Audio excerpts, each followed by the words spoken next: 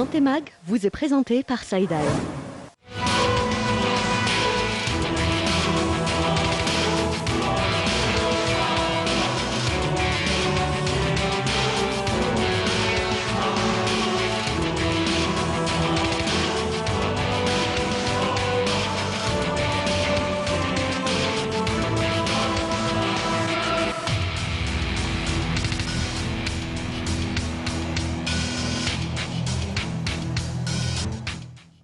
Bonsoir à tous et soyez les bienvenus dans votre espace santé sur Canal Algérie. Ce soir, nous abordons le sujet du VIH-Sida. Mais avant d'entrer dans le vif du sujet, je tiens à remercier toutes les personnes ayant réagi sur la page Facebook de l'émission au thème de la semaine dernière, en l'occurrence le strabisme. J'espère que nos réponses et nos orientations vous ont été utiles. Je disais donc à l'instant, ce soir, nous ouvrons une fenêtre de sensibilisation sur l'infection par le virus d'immunodéficience humain, le VIH. Dans le monde, on compte près de 40 millions de personnes vivant avec ce virus. En Algérie, on dénombre quelque chose comme 11 000 personnes séropositives. Nous évoquerons donc avec nos invités les modes de transmission, la prévention, les traitements, mais aussi comment vivre au quotidien avec cette infection. Pour en parler justement, nous recevons ce soir avec nous professeur Fatiha, vous êtes chef de service des maladies infectieuses et tropicales à l'hôpital Qatar. Bonsoir. Bonsoir. Je rappelle également que vous êtes vice-présidente de l'association APCS, donc association de lutte contre le sida, qui siège à Oran. Qui est devenue nationale. Nous avons également donc le plaisir de recevoir donc une personne, je disais, séropositive. Nous sommes très heureux de l'avoir avec nous. Elle vient raconter son combat contre le VIH. Bonsoir Ebtissem et merci de venir témoigner ce soir. Vous nous tendez la main donc pour former cette chaîne humaine contre le VIH-Sida. Comment allez-vous ce soir, Ebtissem? Ça va, alhamdoulilah. C'était important pour vous de venir témoigner dans cette émission? Oui, bien sûr. Pourquoi? Parce que... Vous pouvez parler en arabe. D'accord. أنا ما نكذبش عليك أنا باغية نمد رسالة للمجتمع باسكو المجتمع مهما يهضر له الطبيب مش كيما البيرسون اللي عايش بالفياج. هذا هو. أنا ما نكذبش عليك. Vous êtes venu sensibiliser en fait? Oui, bien sûr. أنا ماذا بيا ندير توعية نوعي الشباب باش يدير ديبيستاج التحليل المجاني السري. هذا ماذا بيا انا الشباب ما يمرضوش كما قاسيت انا باسكو هذا المرض الحاجه الاولى طابو. الحاجه الاولى جاي من العلاقه الجنسيه. الناس كامل تخمم في العلاقه الجنسيه ما يخموش في الناس كيفاش تمرض وعلاه مرضت ما يخموش على الانسانيه. On a beaucoup de jugements en fait. ما يخموش على الانسانيه يخموا غير سيدا سيتو. Oui, on va en parler de toutes les manières, on va parler de tout ça tout à l'heure. Professeur, je disais à l'instant qu'on dénombre en Algérie à peu près 11 000 séropositives. En Algérie, les chiffres sont en deçà de la réalité puisque beaucoup de personnes peuvent être séropositives et nous ne le savons pas. Est-ce qu'aujourd'hui nous sommes devant un problème de santé publique? Il faut dire qu'un virus sur le territoire national est une menace, c'est une problème de santé publique. Donc moi je pars du principe que ce n'est pas le nombre qui importe, mais c'est beaucoup plus la présence de ce virus-là et les comportements qui entourent ce virus-là. Donc effectivement, il y a à peu près maintenant plus de 11 000 personnes qui sont dépistées, qui sont sous traitement, mais l'ONU-SIDA estimait au début qu'il y avait 30 000 personnes vivant avec le VIH en Algérie, et dernièrement il y a eu d'autres chiffres, bon, on attend encore des précisions, mais on part du principe que le dépistage il n'est pas encore à 100%, donc il y a toujours des personnes à récupérer. Oui. En 2017, 700 nouveaux cas ont été diagnostiqués. Est-ce que cela reflète un échec dans la sensibilisation? Non, pas du tout. C'est des cas qui ont été déjà contaminés il y a quelques années. Donc, au contraire, il faut dépister, on va dire, si on a dit 30 000 cas, il faut dépister les 30 000 cas. Donc là, on est en train de récupérer, parce que là, on n'est pas en train de parler de nouvelles infections, on est en train de parler de cas dépistés. Et dans la majorité des cas, c'est des cas qui ont été contaminés il y a quelques années. Oui. Je rappelle que dans le monde, en 2016, il y a eu 1 million de personnes qui sont mortes donc, du VIH-Sida, selon un rapport de l'ONU. Toujours selon le même rapport, près de 2 millions de nouvelles infections ont été enregistrées en 2016, soit une infection toutes les 17 secondes. Je vous invite tout de suite à regarder donc un reportage qui nous explique comment se développe l'infection par le VIH, comment se transmet donc le virus. Dans ce reportage également, nous allons voir des témoignages, comment vit-on avec le sida. C'est un reportage signé Farida Benmoslem. Regardez. Avant d'être malade et de dire qu'on a le sida, la personne est d'abord contaminée par le virus de l'immunodéficience humaine, VIH, qui se transmet à travers les liquides organiques d'un sujet infecté. Presque 98%, c'est par voie sexuelle. En Algérie, c'est beaucoup plus la voie donc, hétérosexuelle, ça veut dire des sexes différents. Mais on a une augmentation du pourcentage des cas homosexuels, ça veut dire de homme à homme, donc des relations hommes avec des hommes. Protégés. Non protégés, toujours non protégés. Donc c'est le rapport, il est protégé, il n'y a pas de risque de transmission du virus. Il peut toucher la population générale, mais il est beaucoup plus fréquent chez la population à risque. Par exemple, comme vous avez dit, les usagers de drogue intraveineux, donc pour les, comme j'ai dit déjà, hommes ayant en relation avec des hommes. Donc c'est surtout les rapports anneaux qui augmentent le risque et la fréquence de transmission, et aussi pour les travailleuses du sexe. Le virus attaque les cellules du système immunitaire, dites lymphocytes, dont le rôle est de protéger notre organisme. Durant cette première phase, les symptômes sont souvent confondus avec ceux d'une grippe, puis disparaissent grâce à l'action de notre système immunitaire. Vient ensuite la phase asymptomatique où le sujet ne présente aucun symptôme. Il est séropositif. Cette phase dure entre 2 à 15 ans. Quand le système immunitaire ne tient plus et les lymphocytes s'épuisent, le VIH prend le dessus. Le sujet séropositif tombe malade du sida. C'est là où les maladies opportunistes viennent le prendre en proie.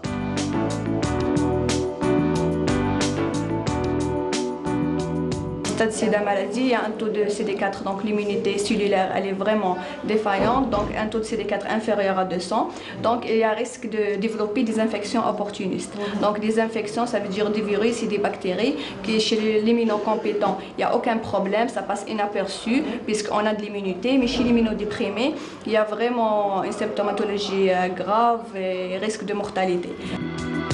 Le virus peut être inhibé par la thérapie antirétrovirale. Cette thérapie ne guérit pas le sujet atteint, mais jugule la réplication virale dans l'organisme et permet au système immunitaire de se renforcer et de combattre les infections. Donc en consultation, il faut un bilan pré-thérapeutique. On demande systématiquement justement à la recherche des infections opportunistes avant de commencer le traitement spécifique antirétroviral. وليت منها هكا ناكل غير الحلوى نقول لهم عطوني غير الحلوى باش حتى اللي جابوني هنا قالت لنا الطبيبه راه الاخر تاعها يبسوا الريه تاعي الريه يبست لها لعبت تحت الدواء حتى اللي فيها المرض ما نعرفهاش انا كاع داو لي تاناليز المفتاح من ثم بعثوني لهنا بتليله في المفتاح قالوا لك كي بعثوك قالوا لك ما قالوليش بالنسبه لي نداوي على لي بومون قصت في البوا 15 كيلو هذه خدها تسمى كي مرتب لي بومون لاشيت شتيت بزاف كيفاش. Nous venons donc de voir un reportage qui expliquait beaucoup de points. Nous avons également vu des témoignages qui racontaient un peu comment ça s'est passé pour eux. Est-ce qu'aujourd'hui encore, on continue à dire que le sida touche une population vulnérable ou une population à risque? Est-ce qu'on parle encore de profil à risque ou c'est monsieur et madame tout le monde qui peut être touché par cette maladie? Alors, je préfère dire que monsieur et madame tout le monde. Voilà. Tout simplement, il y a une problématique de la région au Moyen-Orient, Afrique du Nord, c'est qu'on est confronté à une épidémie qui est concentrée. Ça ne veut pas dire qu'il n'y a que cette population clés ou ce qu'on appelle les populations vulnérables qui sont touchées. Non, tout simplement que tout le monde est touché, sauf c'est une population qui est un peu cloîtrée. On ne peut pas y accéder facilement. On parle beaucoup des toxicomanes. Là, on va parler des consommateurs de drogue injectables, on va parler des professionnels de sexe, hommes et femmes, on va parler des hommes ayant des relations sexuelles avec les hommes. Donc, c'est des populations qui sont marginalisées et certainement qui n'ont pas vraiment tout le courage nécessaire pour arriver ou accéder à un centre de dépistage. Donc, c'est pour cela que l'épidémie se concentre au sein de cette population et ça reste un réservoir potentiel parce que c'est une population qui est fréquentée par ce qu'on appelle, nous, l'hétérosexuel, qui est souvent bisexuel. Le consommateur de drogue, après, il va se marier, il aura des enfants. Donc, l'épidémie...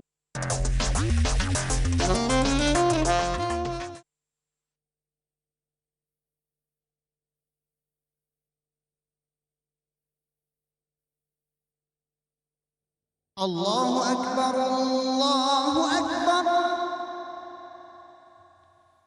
أشهد أن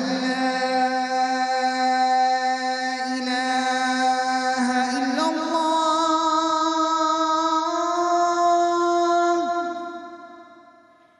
أشهد أن لا إله إلا الله أشهد أن محمدًا رسول الله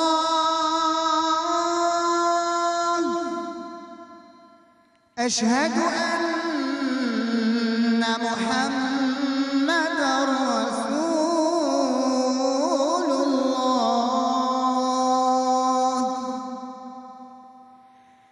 حي على الصلاة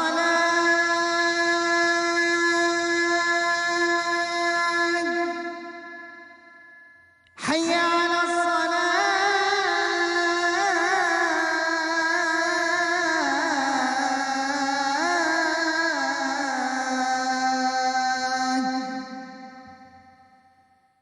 حي على الفلاح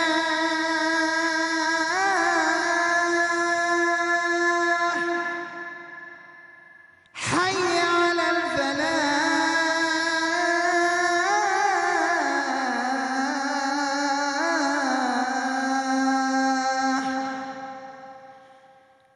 الله أكبر الله أكبر لا إله إلا الله اللهم رب هذه الدعوة التامة والصلاة القائمة آت محمدا الوسيلة والفضيلة وابعثه مقاما محمودا الذي وعدته.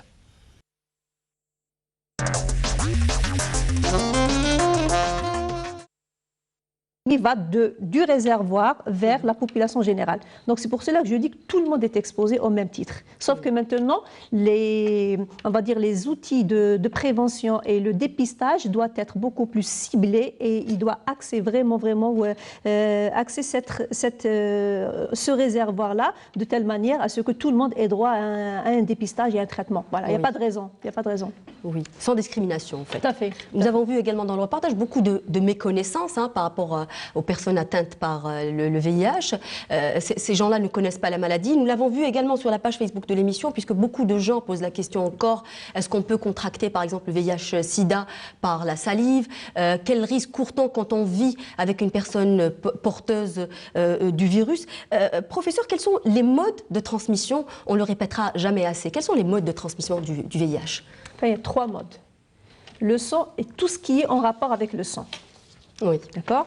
Deuxièmement, on va dire les rapports sexuels non protégés, c'est-à-dire c'est une contamination qui est due aux échanges des flux génitaux, aussi bien de l'homme que de la femme. Et bien sûr, le mode de transmission materne-fœtale, c'est quand la femme est enceinte et elle peut le transmettre à son enfant.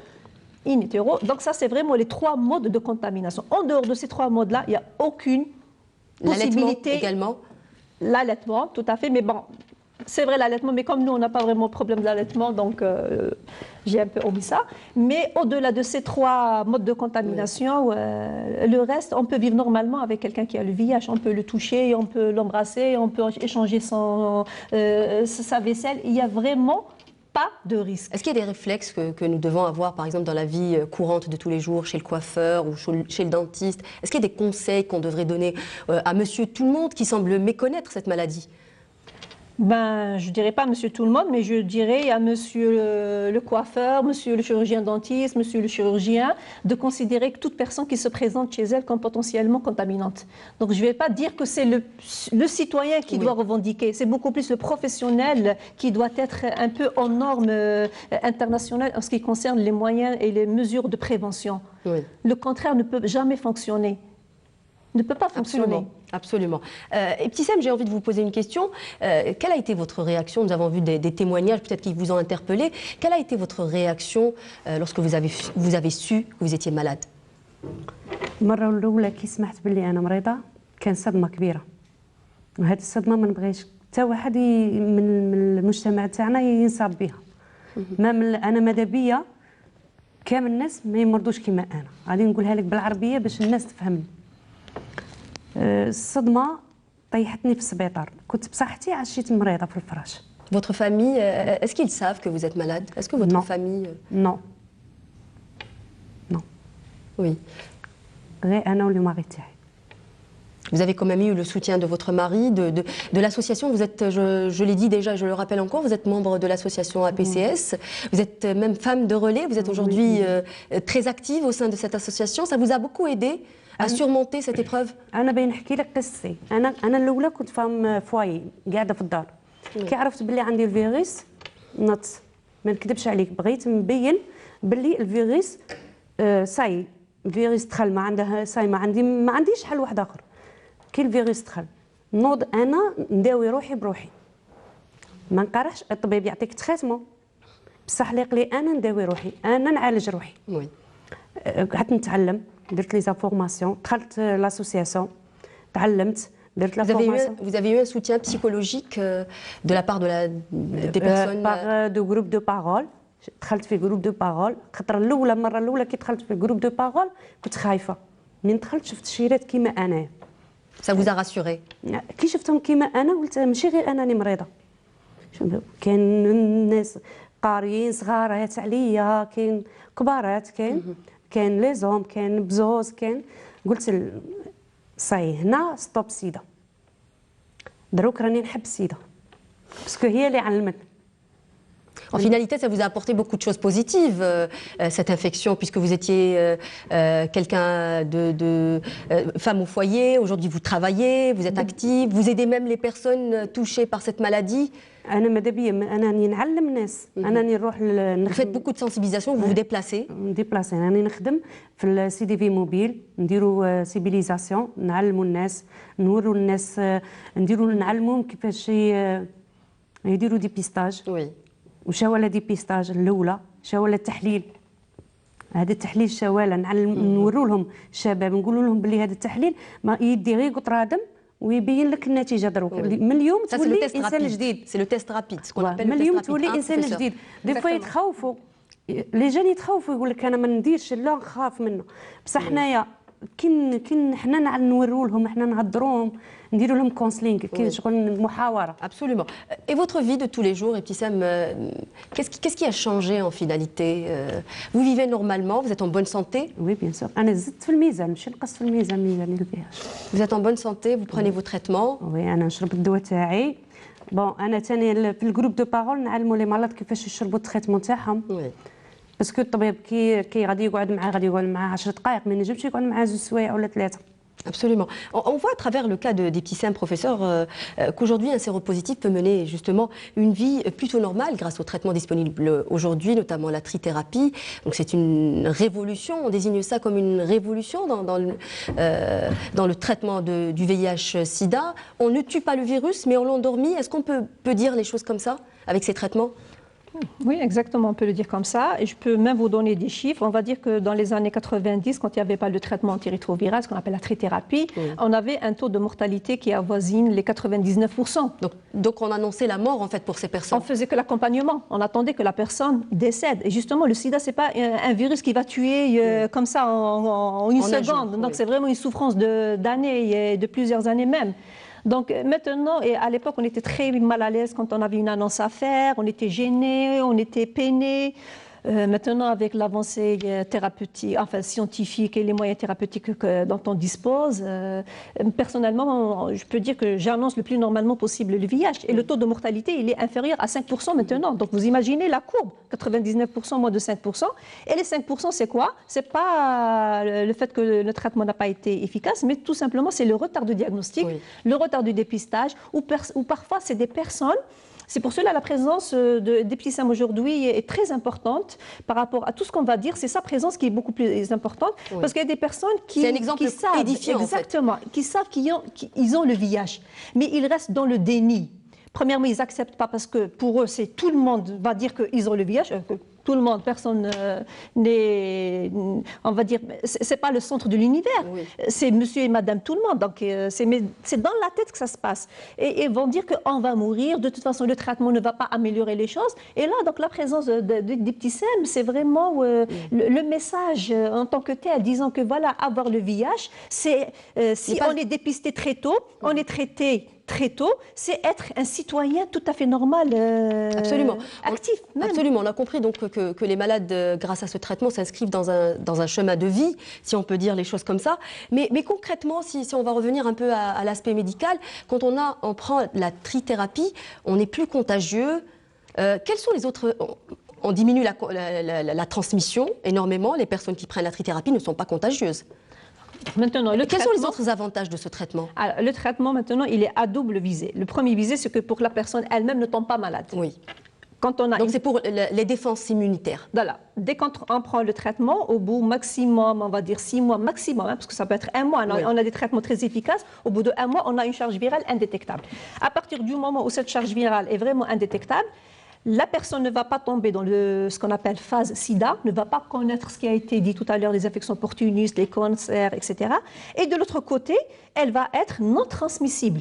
Et le meilleur exemple, c'est la femme enceinte qui a le bébé, enfin le fœtus dans son ventre pendant 9 mois, il vient au monde, il n'a pas le VIH. Il est séronégatif. C'est par rapport justement à cette quantité de virus dans le sang. C'est ça l'impact du traitement. C'est ça l'impact du traitement. Oui, et c'est déjà une révolution. Je vous propose tout de suite de regarder un spot publicitaire et on revient juste après.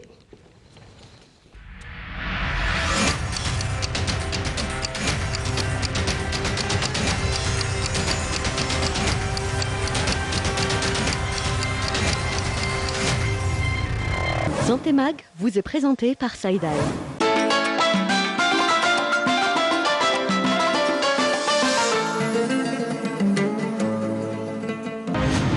رائد في صناعة الأدوية الجميسة، الجودة في صميم اهتماماتنا، إنجازات وتحديات، مشاريع واعدة في الأفق.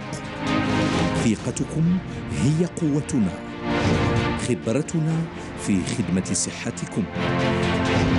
سايدان، مؤسسة في أوج النمو.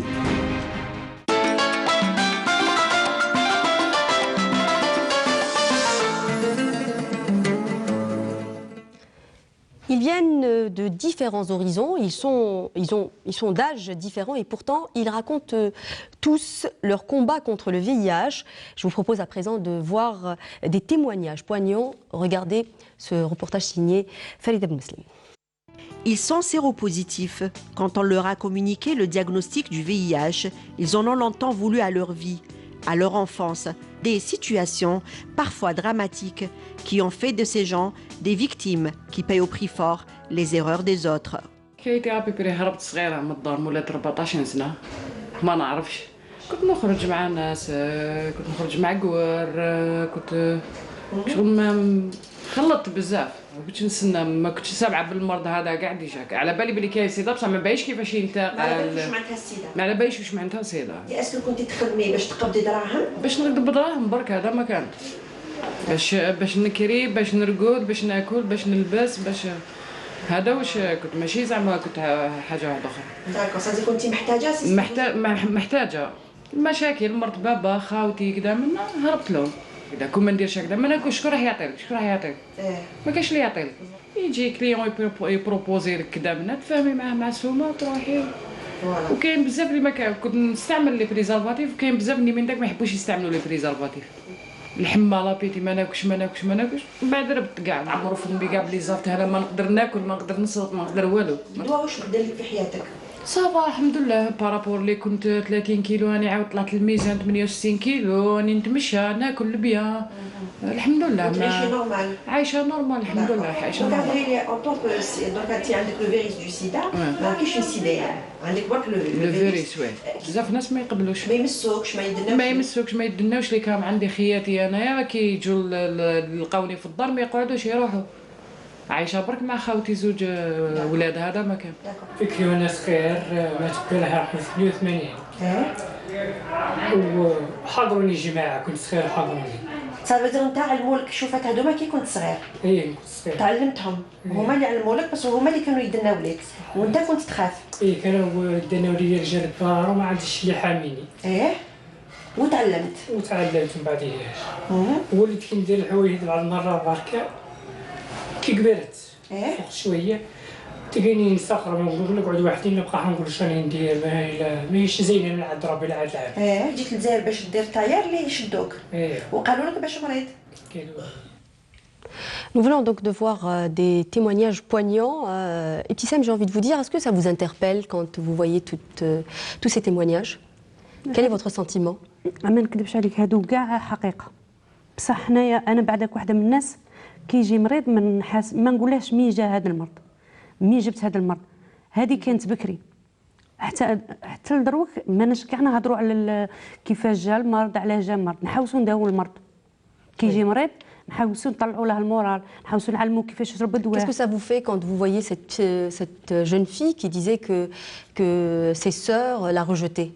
Oui, bien sûr. N'acceptaient pas sa maladie. هادو كاع الناس يديروها، ماجوريتي كاع الناس كون تقول لهم بلي انا عندي فياج يهربوا منك، ما كاش اللي يجمع حداك، ما كاش اللي ياكل معاك. بصح حنا بدينا بهاد لي ميسيون، بهاد الايام التحسيسيه، انا ماذا بيا تكون كل يوم، ماشي غير 1 ديسمبر. وي ابسولومون. وماذا بيا تكون في كل بلاد لاسوسياسيون باش تعلم ناس كيما حنا تعلمنا. Oui, de ne pas en fait rejeter l'autre. Justement, professeur, ces témoignages racontent des histoires troublantes. Hein. Ce sont des victimes en finalité. Mais est-ce que c'est ça la vision ou le regard de la société qui pointe du doigt ces personnes et les rejette? Tout à fait. Mais quand même, il faut signaler qu'il y a quand même un progrès. Quand on compare les années 90 où vraiment la personne était rejetées à 100%. C'était vraiment des personnes qui étaient abandonnées au niveau des hôpitaux et c'était nous qui les accompagnions jusqu'à la fin, l'hôpital qui les inhumait, etc. Maintenant, quand même, il y a une amélioration où on a la petite famille, la cellule, on va dire la plus proche. Parfois, il y a le conjoint, parfois c'est la maman, parfois c'est le frère, c'est la sœur qui accompagne. Ça, c'est un plus pour nous. Maintenant, au niveau, vous qui êtes vice-présidente d'une association, est-ce qu'au niveau, par exemple, de l'association, il y a beaucoup de bénévoles parmi la jeune génération qui connaissent mieux la maladie? Est-ce que vous sentez qu'aujourd'hui, on connaît mieux cette maladie?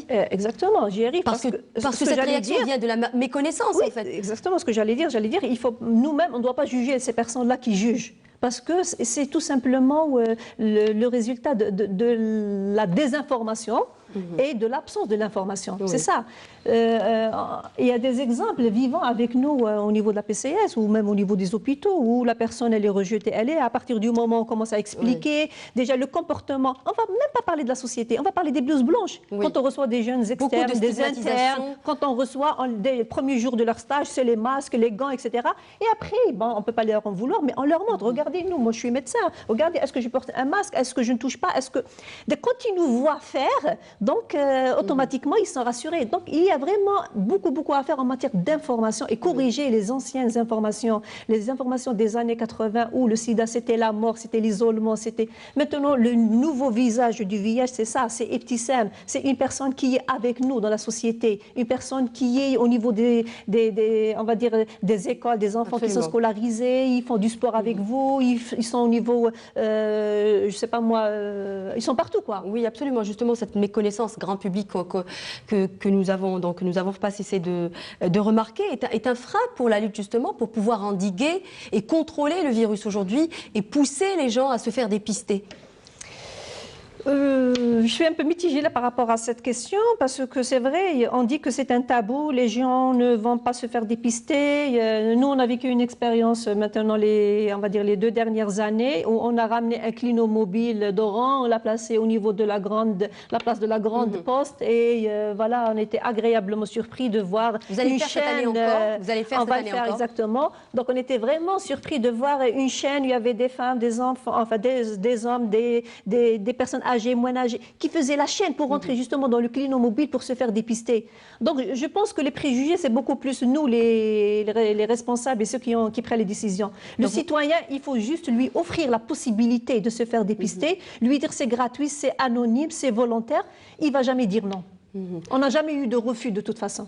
Oui. Et qu'est-ce que vous faites dans le cadre associatif justement pour lutter? Vous avez parlé de discrimination tout à l'heure, notamment dans le milieu médical, dans le milieu hospitalier. Qu'est-ce que vous faites en tant qu'association pour lutter contre la stigmatisation et la discrimination? Et là, vous parlez des blouses blanches ou de la société? De la société, mais aussi c'est d'autant plus grave lorsque cette discrimination. Deux volets. Oui, absolument. Deux volets. On va dire la société, c'est beaucoup plus les bénévoles et beaucoup plus ceux qui sont sur le terrain. Au niveau des hôpitaux? Au niveau des hôpitaux, c'est toujours l'information. C'est toujours. On se rend compte que les gens où les patients sont refusés, c'est pas parce qu'il n'y a pas de place, mais parce qu'ils ont le VIH. On a bien expliqué que c'est une personne qui est bien contrôlée sur le plan virologique, immunologique, c'est-à-dire elle est indétectable, elle n'est pas contaminante. Et du coup, on se retrouve avec des personnes qui décèdent, non pas le sida, mais par refus de soins. Ils ont le droit de faire les autres pathologies au même titre que les séronégatifs. Ils ont le droit d'avoir une appendicite, donc il faut les opérer. Ils ont le droit d'avoir une méningite, il faut les hospitaliser en réanimation. Ils ont le droit d'être dialysés, il faut leur donner une machine à dialyse. Donc là, c'est vraiment l'information. Absolument, l'appel est lancé. Professeur, le titre de l'émission aujourd'hui était peut-on mener une vie normale avec le VIH-Sida? Quelle réponse donnez-vous à cette question? Moi, je dis oui, mais je laisse beaucoup plus Ibtissam en parler. Oui. Quelle est votre réponse? Est-ce que vous menez aujourd'hui une vie normale avec le VIH? حياتي نورمال، عايشة نورمال، نخدم، عندي عائلة متزوجة بولادي. Qui sont sains, vos enfants n'ont pas le VIH. ما عندهمش الفياج، جو سوي غومير. Elle s'occupe de son نورمال، عايشة بالك خير من اللي ما عندهاش الفياج. اللي ما عندهاش الفياج بالك ماش عايش كيفي. Oui, donc جو سوي كيما نقولوا أنايا راني نخدم ونخدم المجتمع. كاين اللي ماشي مريض وهو مفنيان ومريض. Oui. Absolument. La maladie donc n'est pas un frein. C'est un message de vie donc que vient de nous livrer aujourd'hui Ibtissam. Merci d'avoir participé à cette émission. Merci à tous. Je vous rappelle que l'émission a une page Facebook sur laquelle vous pouvez poster vos commentaires ou vos questions. Merci encore de l'avoir suivi. Je vous donne rendez-vous dans une semaine. Au revoir.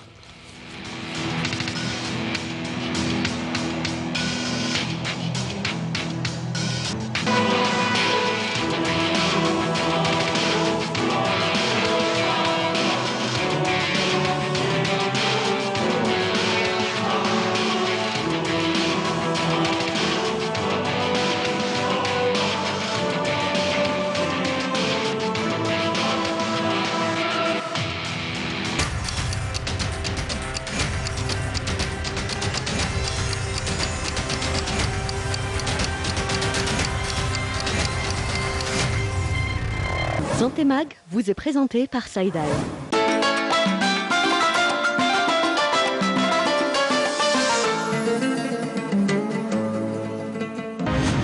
رائد في صناعة الأدوية الجليسة، الجودة في صميم اهتماماتنا، إنجازات وتحديات، مشاريع واعدة في الأفق. ثقتكم هي قوتنا، خبرتنا في خدمة صحتكم. سايدال، مؤسسة في أوج النمو.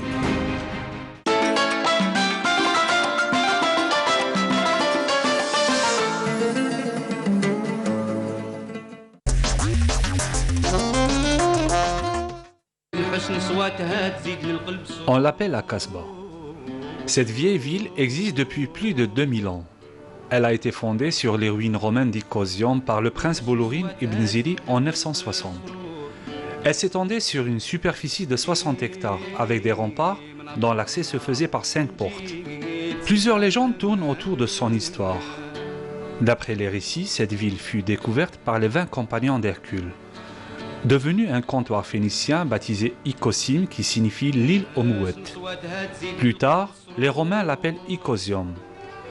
La ville va jouer un rôle important dans le pourtour méditerranéen durant le règne des princes zirides. C'est dans cette période qu'elle sera nommée El Jazair.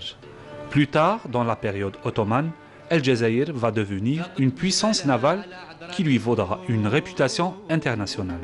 Dans ce numéro de Destination Algérie, nous allons à la découverte des acteurs qui ont contribué à la relance des visites.